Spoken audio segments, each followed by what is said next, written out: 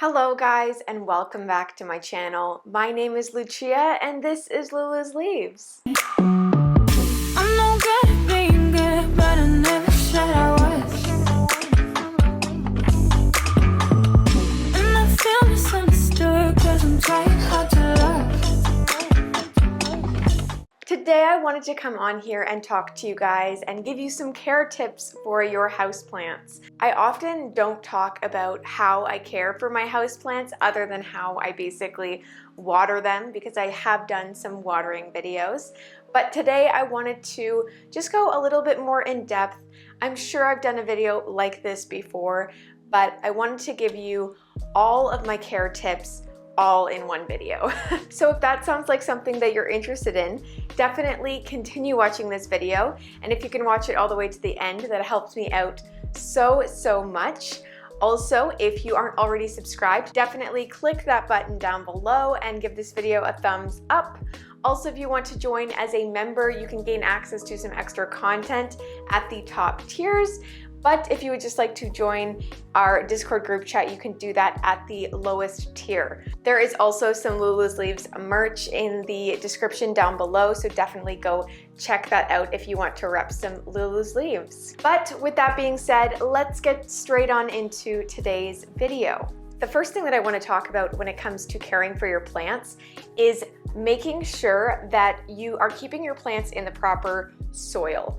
So in my opinion, soil is one of the biggest things that you need to focus on when caring for your houseplants. You need to make sure that your soil matches the needs of your houseplant. So if you have a calathea, you're going to want to use a soil mixture that's still well draining, but does retain a little bit of moisture. You will have to do some research into your specific plant, but for the most part, plants really do enjoy well draining soil.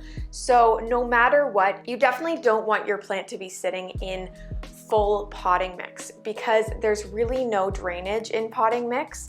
So if you don't add anything like perlite, charcoal, or bark, you're definitely going to have some rotting issues over time. Not necessarily right away, but no plant likes to sit in water long term. The next thing that I find really important when taking care of your plants is making sure that the pot size is correct. So if you have a plant that you think needs to be repotted, or you just brought it back from the nursery and you want to repot it, you want to make sure that you're not going up too many pot sizes when you purchase that plant or when you repot the plant. Unless the roots are busting out of the pot, you don't want to go more than 2 inches up. I've definitely gone, let's say 4 inches up before, but that's only in extreme circumstances where the plants really needed it. So be careful when repotting plants not to put them in a pot that's too big unless you're really experienced with your soil mixes and you can create something that's completely free draining. That would be the only exception to that rule. But for all of you beginners, definitely stick to smaller pots over large pots. And while I'm on the topic of pots, let's also talk about the pot type, because not every plant wants to be in the same type of pot. There are terracotta pots, there are clear plastic pots or nursery pots that are colored. There are also ceramic pots. I personally don't love using ceramic pots or planting my pots directly in them, at least, because there's no way for that pot to absorb any of the water, and you're also not seeing your roots. So for example, if you had it in the clear pots that I like to use, you can see the roots, you can squeeze the pot to feel if it's crunchy or if it is compacted. There's just so many benefits to having your plants in clear pots. But also, if you want your plant to have a pot that wicks up some of that moisture, definitely check out some terracotta. Sorry guys if the audio has changed a lot in this video. Unfortunately, my mic battery died and I didn't think to charge it this morning, so I will just continue. So if you do want a pot that is not a clear pot, I would recommend terracotta. They are really helpful in wicking away that excess moisture where the ceramics aren't. So while they really are pretty, I would definitely suggest keeping them to cover pots only and not directly planting your plant in them. The next thing we definitely need to talk about is light, because light is really important when it comes to feeding your plants. If you aren't able to give your plants at least 8 hours of medium indirect sunlight every single day, I would definitely suggest supplementing with some grow lights. I have a lot of grow lights in my plant room here. I have some in my Millsbo cabinet, and I also have some on the plant shelf that I keep in the corner of my room. They seem to really help the growth of my plants in the winter months when the sun is really weak. So I typically only use them in the winter when days are shorter, but if you're in an area that you don't get a lot of sun or you only have northern windows, I would definitely recommend getting some grow lights. And luckily, they really don't add anything to your electricity bill. Typically these days, they do use energy saving bulbs or lights in them. So definitely get yourself some grow lights if you don't already have some and you can't provide them with at least 8 hours of good light. The next really important thing to do is to make sure you're often cleaning off your leaves. This is not only important when it comes to pest prevention, but if your leaves are super dusty, they're not going to be able to absorb the sun like they should. So I like to definitely clean off my leaves using Safer's insecticidal soap as a pest prevention. And then I also like to do it every 2 weeks just to make sure that my leaves aren't accumulating too much dust that they're not going to be able to absorb the sun. So definitely make sure you are cleaning off your leaves as well. In terms of watering your plant, you also need to be very careful, as watering is typically the main reason that plants die on beginners, at least. Most of us think that we need to be watering our plants every single day like we do with outdoor plants for the most part, but indoor plants are different in the way that they aren't exposed to the elements like our outdoor plants are. So they're not getting the wind, they're not getting as harsh sunlight, so the soil is not drying out as quickly.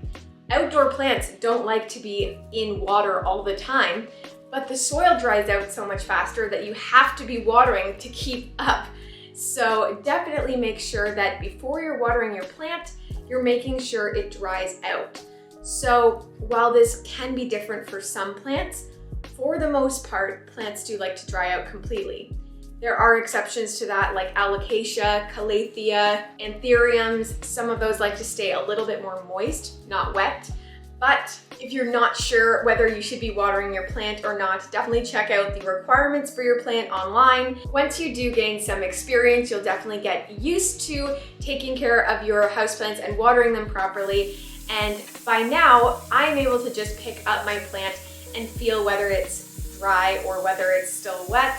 But if you're in doubt, moisture meters are definitely the way to go. I do have an older video on my channel as well that I will link up in the cards. And that video is actually explaining just how I would water some of my plants. So what level I would let them get to based on their genus or specific plants, I think I actually do. So if that sounds like something that you're interested in, check it out up there in the cards. I also want to mention that if you're not sure and you don't have the opportunity to look it up, if your plant has more thin leaves, typically they do like a little bit more water. That doesn't mean that because they don't have inch-thick leaves that they want to be soaking wet. But if you have a plant that has paper-thin leaves, they're not able to hold any moisture in those leaves for emergency purposes. So definitely make sure that you're keeping an eye on your more thin-leaved plants. Succulent leaves can typically go quite a bit longer, and you can wait usually until you see the leaves wrinkling up, but that is just a little telltale sign whether that plant is going to need a little bit more water than others. So humidity is also a really important factor when taking care of more exotic plants, but your common plants are definitely going to enjoy the added humidity as well. I do want to preface this saying that I rarely run my humidifiers, and my room is sitting at about 25% humidity. Not a single leaf has crisped up. So if you're picking up what I'm putting down, what I'm saying is that as long as you're staying on top of your watering and you're making sure that your plants don't go dry for too long, your plants will likely be okay at a lower humidity. The reason that humidity is important is if your plant is super dry, typically they'll pull some moisture from the air. So if there's no moisture in the air and their soil is dry, that's typically when they crisp up. But you can prevent that by just watering them properly. If you're not going to run a humidifier though, I definitely do recommend misting new leaves when they're trying to come out of their sheaths for philodendron's sake, because that is one reason plants like to rip their leaves when they come out.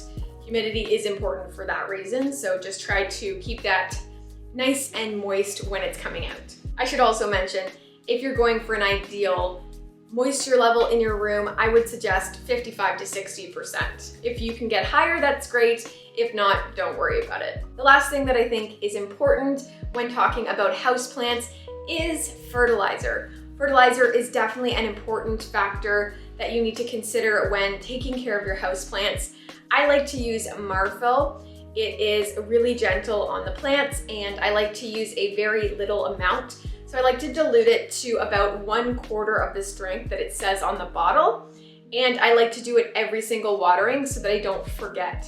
I find that it's definitely possible to fertilize your plant and not get fertilizer burn doing it every single time, as long as it's diluted enough. So when in doubt, dilute it more. Let me know down below, guys, if you want to see some specific plant care videos, and leave a comment telling me which plant you do want to see a care video on. And if you're searching through the comments and you see one that you want to see as well, give it a thumbs up, as I will be doing a video on the most liked comment. So that is a good reason to comment down below today. But that is going to be all from me, guys. If you're not already subscribed, make sure you hit that button down below before you go. Also, give this video a thumbs up if you liked it. And with that being said, I hope you have an amazing day, and I will see you guys next time. Bye!